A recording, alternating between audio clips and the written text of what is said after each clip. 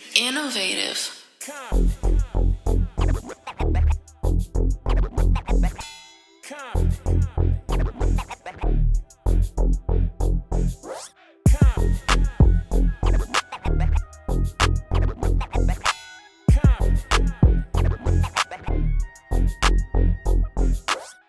It's your man Deshaun Showtime Watkins. And I'm cool as Cam, the coolest on the planet. Man, look, you keep changing it every time, man. You keep changing it every single time, man. What's the deal? Welcome to the culture of Comptonmania. Woolsey. And today, we have a very special guest today. How are you, Miss Lili? I'm doing great, thank you. Wow. Ladies and gentlemen, from Street Racing Kills. Wow, I did all that silly stuff and like you a real soldier out here. Just looking, just staring. And the glasses come off. How are you doing today, though? I'm doing great, thank you. I'm happy to be here. Thank you for inviting me. This is a great opportunity for us to share about what we do. So let's do this. Man, this is amazing. It's we're very privileged to have you on this show because a while back we had Cindy and Steph on the show, and her brother, died from street racing, and like me being going to the council meetings and stuff and hearing like different things about the street racing, it was it's heavy. It's heavy. It is. And meeting royalty, who come from a culture of that, and just hearing her side was like empowering. It was whoo. It's so many sides in the community, it's so many different levels. And then we have people like you that have been fighting for this for a long time, like somebody who has been consistently trying to fill in the gaps to make it better for the community, because how it hits on all different levels. But I'm not going to tell your story, but I'm just wanted you to know how important it is for us to have you on the show too, just to tie everything together, because the most important thing is the conversation, so we can make things happen. Definitely, I agree. You're putting all the, puzzles together. Yeah. The whole pieces. You got all the pieces for sure. For sure. So let's talk about how you got started in this amazing journey. Well, it got started by tragedy. I was a single mom at the time. We're talking about back in 2013. December 2013, when I was just a single mom, had my 2 kids. My concerns were only to go to work, make sure they had a roof over their head, make sure they did their homework, take them to school, make sure the bills were paid, and make sure there was always food in the refrigerator. We live in the South Bay. And never ever thought I was going to suffer anything like this. Never ever thought how many people died in our streets every day. I would pass by memorials, Latina, you bless yourself, but you don't know what's behind it. And I woke up like you have no idea all of a sudden to reality. Valentina was only 16 years old. She was a junior in high school, just fun, spicy, like a 16-year-old, my room was a mess. We slept in the same room, and this little girl just kept growing taller than me and had her organized mess, and I had my organized mess in the same room. If her girlfriends were there and spend weekends there with us, I would wake up and I had nacho cheese on my bed and stuck to my butt, what I mean? Look on the Taco Bell underneath, They had their own thing going. I mean, they were having fun, teenagers, spend sometimes summers with me, and I would go to work and come back and pick me up by the beach and pick me up here and bring me this, and they all wanted to eat and feed everyone. But I was enjoying her like you have no idea. I'm very blessed that I enjoyed her through her growing years, but 16 was fun. 16 was a lot of fun. 16 was like, she was like, "Oh, do you want a quinceañera?" We're Latinos. I don't want a quinceañera. I want a sweet 16, and I want a hotel, and I want a suite, and my brother got her a suite, and here are all these kids in this room, having fun, and she really, really enjoyed life. And Valentina was very, had a big personality for her age. respected her friends, loved her friends, and I would always tell Mom, don't judge my friends by their economical background. Don't ever judge them by their race or their sexual preference. So she had an array of friends from everywhere. Even though she went to Torrance High, she hung out with everybody, and everybody knew her. Different schools knew her, and at that age, she did so much. And I don't know if it's because what was about to happen to her, how she touched so many lives, how she did so much and wanted to do so much. You know, from the beginning, she told me, I don't want to go to college right away. I want to go travel the world. I want to go to New York for the fashion club. I want to backpack. And then when I come back, I'll think about college. And I go, okay, but you're going to go to Spain and learn Spanish, and then you can travel around. You know what I mean? But I thought I was doing a good job. Didn't think I was perfect. I was pretty dramatic. Like if she wouldn't do anything or was home late, I was already calling the police. You know, the police knew me already. You know, they were like, oh my God, there she is again, you know? And I was like, well, she's not here, or she's not answering her phone. Torrance police are like on it. They're really, really good. So, until it came the night that she wanted to spend the night at her girlfriend's house. And usually that girlfriend in particular will come to my house, or she would go to her house. And most of the time they were at my house because I was like the single mom, so they could, you know, do whatever the heck they wanted with me. And another girlfriend called them and said, hey, I have to go to this party that I don't want to go to. But my cousin, who happened to be older than her, told her to go with her. And she says, can you guys have my back? It's in Wilmington, and where you spend nights in Wilmington anyway, so we go first. So when I get there to pick him up, they're like, hey, we're going to Ezra's house. And I'm like, I'm not taking you to your house. And no, we're both going to Ezra's house first. And I'm like, okay. Didn't think anything of it. I knew they were going to get picked up there by Massey's mom. And she would always call me, text me. I was very strict in that way. If she didn't call me or text me, I would be calling all her friends. I had all her friends' numbers, and she didn't want to be embarrassed. So I would make sure I would do that. She knew she had to. I dropped her off. And she's walking and she's waiting by the door. And I'm looking at her. And I had this really, really like intense love feeling for her. My eyes got teary. I looked at her standing there knocking at the door. And she just looked so beautiful.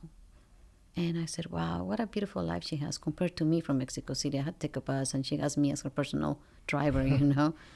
And I was just looking at her. And I got teary-eyed, and little did I know that was the last time I was ever going to see her alive. Oh, man. And I went home. I texted her. I go, you don't want to come here? For some reason, she was like, no, it's okay. So the girlfriend that they went to see, she called her friend, and he picked them up. He was a week shy of 18, and they went to the party. At the party, things went wrong. There were older kids than them. They gave him a drink right away to all of them. Her girlfriend got really, really drunk. She was actually super sick. They gave her a strawberry, and she's diabetic. So she started throwing up. So Valentina and her girlfriend started helping her throw up and say, you know what, this is not going the right way. Take us home. So he's taking them home. This time I fell asleep waiting for her phone call. And I got a phone call with a friend of hers just cursing and cursing. Damn this, damn that, and saying his name. And I didn't know him, so I didn't know who he was talking about. And she says, just hurry up and get here. Valentina was in a crash. And I'm like, okay, I had this ugly feeling, so I get up. It's 1 a.m. I get my son, we leave, locked ourselves out. We get there was nothing but yellow tape. And they were like, all the kids went to hospitals. And I'm like, 2 different hospitals. So I'm like, okay, so we go to one of the hospitals, and we're like, okay. And I get to the emergency room. You know, there are several rooms at the emergency. So I think she's one of them. And I see her girlfriend. I'm like, where's Valentina? And she's just crying with her mom. And she's like, Valentina died. And I collapsed to the floor. I didn't faint. I literally was having like an epileptic attack. I was in such shock. They picked me up and they told me, ma'am, you can't do this here. Took me to a room. Police wants to talk to you at your house. In my mind, I was not going to accept this. In my mind, she's not dead. There were several kids in the car. She's not maybe in the other hospital. They have the wrong person. And my son was 22 at the time. And he picks me up and he tells me, Mom, I got this. I got it. And I'm like, I couldn't even function. Get to the house. They're called notifications when the police gives you a notification. I didn't know that at the time. And it's a woman and a man, police officers. They have me sit down and they tell me that she had been killed. They don't tell me how. They just tell me you died in a crash. I don't remember a lot after that. I do remember my son looking at the police officer's phone and nodding his head like this. So at 22, my son had to identify his dead sister at the scene. and he took that for me, which has long-time effects on someone. I wasn't okay for a long time. Even my workout clothes was big on me. I went from 215 to 98 pounds. I don't even know, like this. And nightmares, everything you can imagine, not being able to taste food. I mean, everything that can happen, that only a parent that has lost a child understand. Wow. I already lost my mom, my brother, my dad. She was different. It was different. It's a total different ballgame. And I'm not minimizing anybody's pain, but losing a child is a total different ballgame. I could feel my hair, my nails, the throbbing, it's just your whole soul is just taken out of you. It's not normal to sleep with your daughter in the same bed and the next day she disappeared. It's like she disappeared, like she wasn't there. Her things were there, but she wasn't there. And she's not coming back. And I went to work and I could hear this noise, like a little shoe sound. I didn't know what it was, like shoo, shoo. And I was like, what is it? And I was dragging my feet. I could hear my own feet dragging. I'm like, okay, I can do this. I go to work. I leave. I couldn't handle it. I parked in a parking lot at the Beverly Center underneath. And I just cried like crazy. And I said, it's time for me to read the report. It had been read to me before, but I didn't understand it. And I'm reading the report, and then I see what happened. So he's taking 3 girls home, the driver, at 1 o'clock in the morning. One is really sick. He literally stops to help her throw up some more and puts her back in the car with her seatbelt on. Valentina's in the back seat with her girlfriend, and they fell asleep. They were only 6 blocks away, Wilmington, close by. As he's taking them there, he sees a co-worker. And they looked at each other and they start playing grab us, and they're just, fast, And the taxi driver, at the time there was not Uber like it's now, he's looking at them and he's taking video. They stop side by side. He pulls the window down and they challenge each other to a street race. Valentina's friend was right behind us. She woke up when he put the window down and she heard the whole thing. And he said, let's do this. Takes off. When she felt the speed of the car, she put her seatbelt on. And she woke up Val and told her, put your seatbelt on. But Val looks at her and goes like, why? Like, she kind of knew they were close by. Like, she didn't understand. So he sees the yellow light turning red. He can't stop anymore. He's going over 80. Keeps going. Hits an SUV and then goes through a fence. When her best friend woke up, Valentina was hanging from the window. So she died from her head injury. She broke her neck, and I mean it was bad. Her girlfriend that was in front of her, the seat went off the railing, went under the dashboard, which made Valentina fly all over the car. I thought to myself, okay, how bad was she for doing what she did, going to a party, going to have a sleepover? Was I a bad mom? What did I do wrong? Was I too lenient? Was I too strict? And I was like, no excuse. I said, if he didn't race, they would all have a hangover maybe if they drank or whatever. I mean, wrong, right? For teenagers, right? To even have a drink. But what killed her was the race. What killed her was the speed that he was going at. That's what killed my daughter. And I was like, wow, street race killed my daughter. And I was just crying, and I said, I don't know what I'm going to do, but I'm going to do everything I can to prevent a parent from losing a child. I don't even know how. Within 5 months, they called me from a school if I could go speak, one of her girlfriends. And I spoke to over 500 kids. I'm not a pro. I wasn't a pro. I got up and I spoke, and I said to all the kids that were there, who knew Valentina? Raise your hand. They raised their hand. I go, who heard about the crash? Someone raised their hand. And I go, who wants to drive? And they all raised their hand. And that's how I started. And I haven't stopped since. I knew it was bad. I knew more about it, because when you experience something, you hear about it more, anything, right? And I knew it was growing, and I knew I had to do something about it. And I just kept going and going, and found a way of keeping her with me. Wow. I'm very blessed that God has allowed me to have her this way, not only by sharing her story, but saving other parents from losing a child, other brothers from losing a sister, like my son did. I can see in the Enamorados case, she lost her brother. I know what she's feeling. I know what she's going through. I know when someone loses someone to something that's 100% preventable. It is. Wow. I mean, and that's deep. But I also want to show the some of the stuff here, like the street racing kills, and then also you can go to what is it? www.streetracingkills.org. Yep. And you also have a program where kids that go through the program, they can get driver's training or something like that. Yeah, so you called me up. I never studied to be a program creator, and I became one. So that's some of our programs right there in the back that we have at the high schools and community events. So we have our SRK team. You can see it on the other side. And we have our victim speakers, and 2 of them actually went to prison. One went to jail, one went to prison. Raul is amazing. Lori lost her niece to a street racing crash, and she's my community relations director. I wish she was here with me today. But yeah, a little bit of swag, a little bit of everything. Yeah, she brought us some amazing. Look at the car, vroom, right? And Lili, this is really dope. Your story is like the details is chilling. You know, it's and I know too, like for you have such a heart for like the youth, because you're out here, like and like how you said.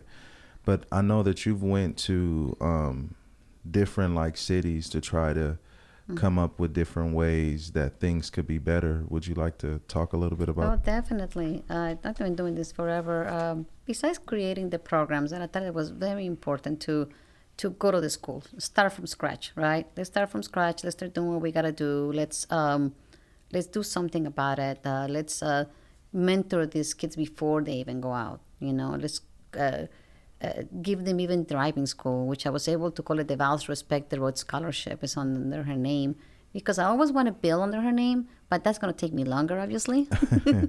And I did. I went to a lot of legislators back in 2015, 2016, and they wouldn't believe me that it was going to be a problem. I told them, this is growing. Yeah, we'll put your poster up on our next event, and I was like, and I also was very inexperienced at the time, I just kept going. I said, okay. And I'll never stop going to the youth and to the communities, right? Now, through the pandemic, I always wanted to create a program to talk to these kids that are in the streets doing crazy stuff. I said, I want to, because those are harder to get there. I mean, how am I going to go to them, right? Unless I go on the streets and go ask for them. So, like, there was this crazy lady. Who the heck is she? With her little street racing cool shirt. They're like, whoa. She's banging. What the heck is she doing? So one of my main things that I did is that I ended up volunteering for Mad Mothers Against Drunk Drivers. They contacted me. They had given me a little box in one of my speeches, and I was like, what is this? Like a little box with a bunch of cute little things. And I'm like, oh, okay, I gave them a call. And they're like, well, she passed away from a street racing crash. I go, but she went to a party where there was alcohol. And they're like, okay, well, you can use that. They knew they could, she was there. And her girlfriend got sick, and that's why I ended up taking them home. So they're like, okay, we want you to share the alcohol story. And then you can end with what, really happened to her at the end. So here I am all of a sudden having going to more schools. So they would take me with them to different schools, and I'm with them. I didn't care. I was being able to share Val and talking to over 200 individuals that for DUIs also at the Department of Health. I had to talk to them and share my story, and also share Valentina's story. So it was really good for me to learn how to public speak, to get a little better at it, because I had no idea before. Now, I'm not an expert either, but it was good for me to get my feet wet and learn from a huge organization like they are. So when I spoke to the, hundreds of DUI offenders, which are adults, there's always law enforcement involved. And we would look at each other like, Lili, we gotta do this for street racing. You gotta do the same thing but for street racing. And that's when the pandemic hit, and I said, okay, I'm doing it now. I had nothing to do. It was harder to get to school. We're doing Zoom everywhere. Right. And I created it and pitched it to the court and pitched it everywhere to attorneys, to everywhere. And then Street Racing Task Force has always been by my side. I met Jesse Garcia. He's the first police officer, lieutenant, that created the Street Racing Task Force. same thing happened to him. You know what? You don't need this. What are you doing this? And he's like, I want to do it. They gave it back to him. And we both said to each other, more people are going to have to die in order for this to pay attention to us.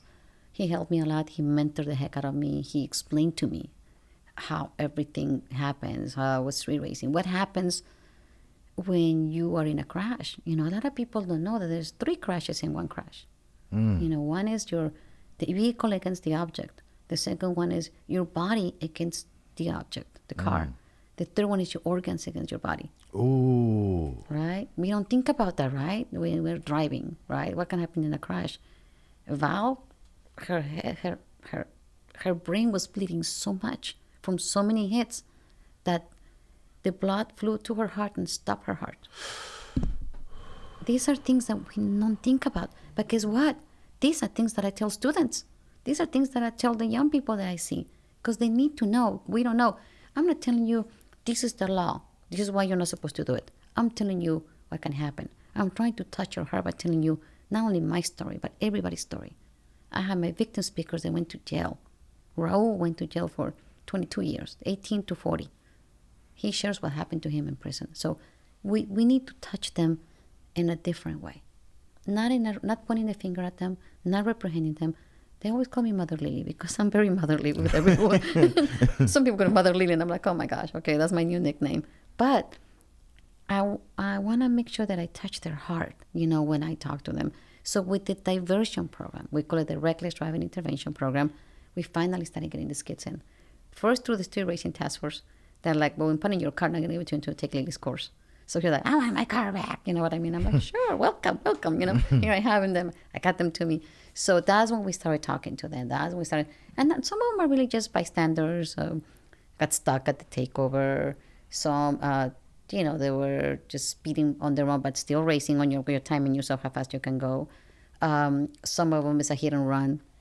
But most of them are all speed demons, like I call them. And they like to do crazy stuff. And we are happy that we can mentor them. And creating the programs that we have opened from scratch, from my kitchen table, basically. I mean, it's just been from my heart. And I'm happy that I feel like they have been very successful and I can name them whatever I want. When I first started, who's street racing kills? We're not going to let this person come to our school, Now I call them up and I'm like, oh, this street racing kills.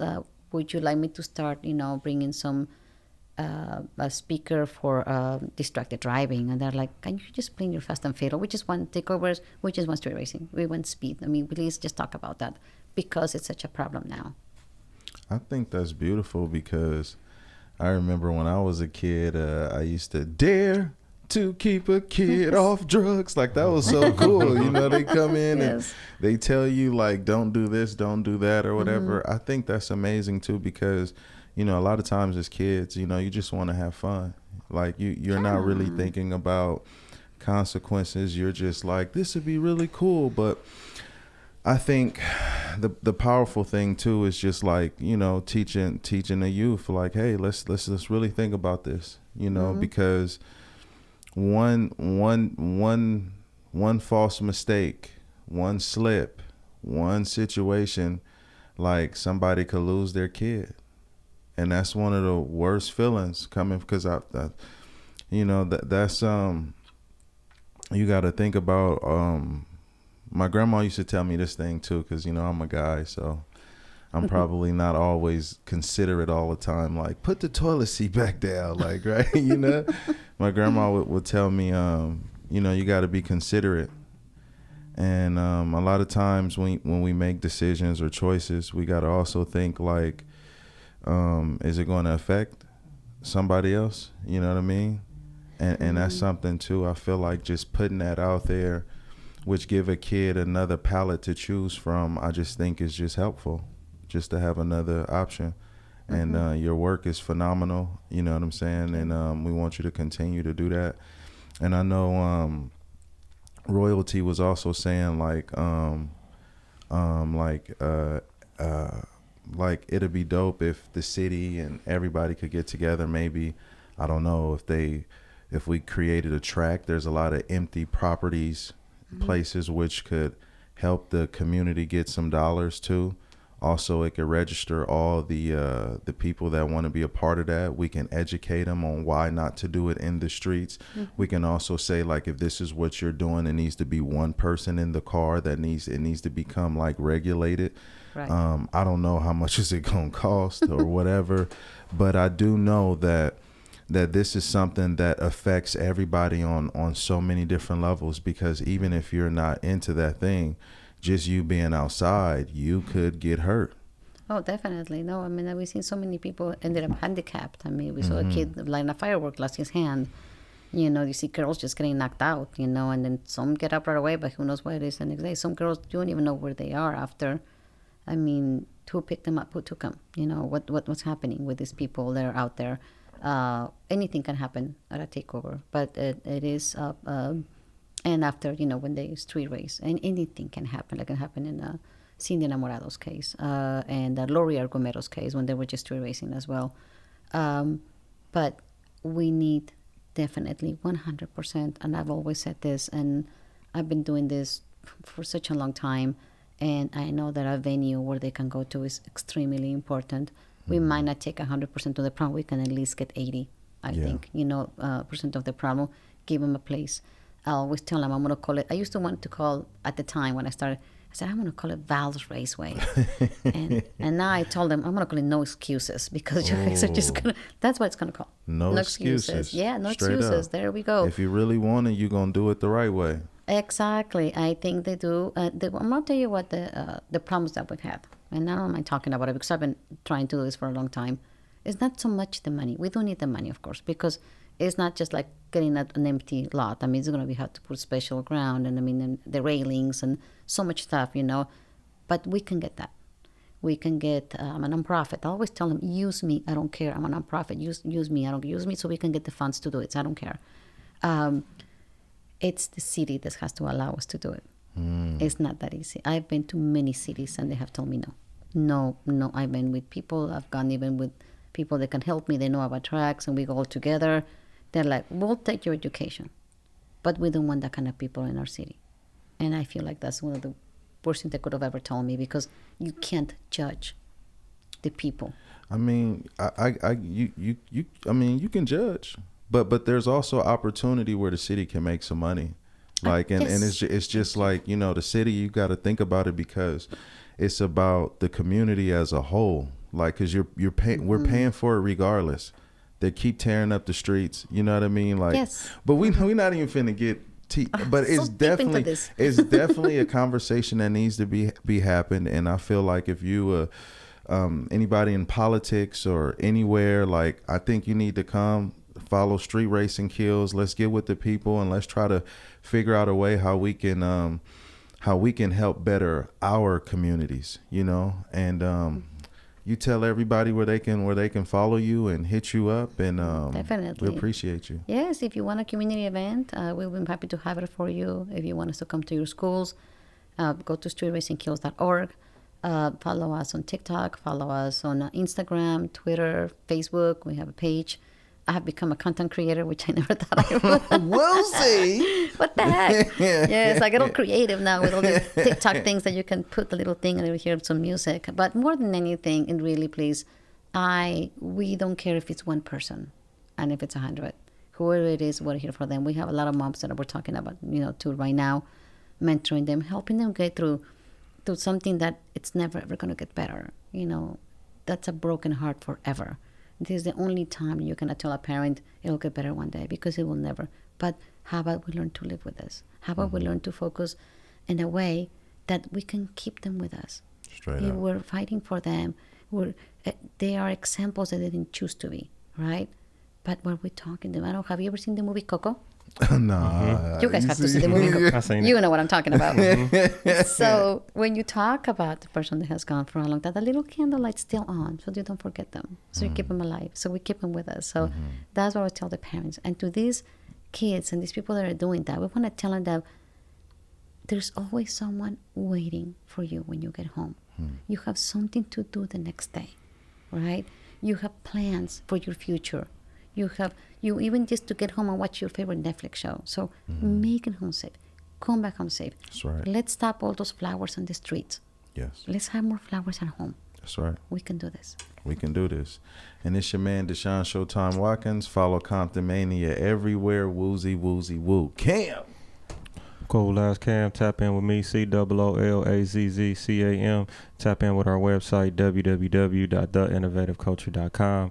Follow us on Instagram at innovative.culture and the culture of Comptonmania. Woozy. And subscribe to our YouTube at youtube.com/innovativeculture. Ugh.